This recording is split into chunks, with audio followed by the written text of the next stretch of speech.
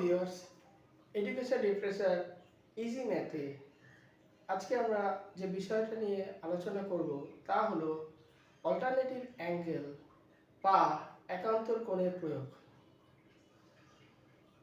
আমরা একান্তর কোণ কখন ব্যবহার করে থাকি, একান্তর কোণের জিওমেট্রিক যে গুণাবলী আছে সেটা কি কাজে লাগে সেটা এখন শিখব।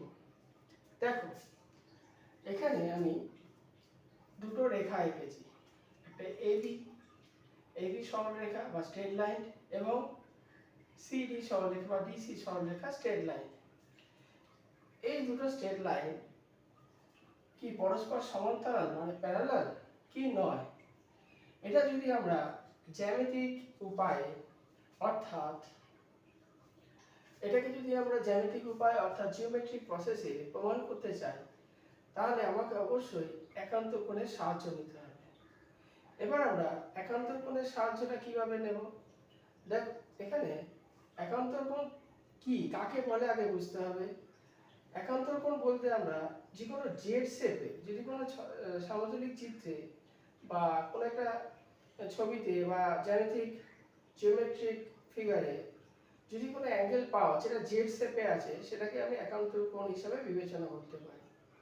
তাহলে এখানে এবি এবং সিডি এই দুটো সরলরেখা পরস্পর সমান্তরাল কিনা সেটা প্রমাণ করার জন্য আমাকে একটা জেড শেপ তৈরি করতে হবে। আমি এখানে ধরে নিলাম সি বি আর ডি দুটোকে একটা রেখা দিয়ে বা রেখাংশ দিয়ে বা লাইন সেগমেন্ট দিয়ে জুড়ব। দেখা যাক, ধরো এখানে আমরা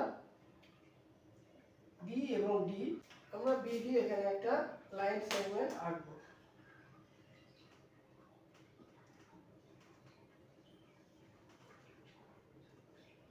এই যে লাইন সেগমেন্টটা আঁকলাম, এখানে দেখো আমার একটা জেড শেপ তৈরি হলো, এরকম একটা জেড শেপ তৈরি হলো।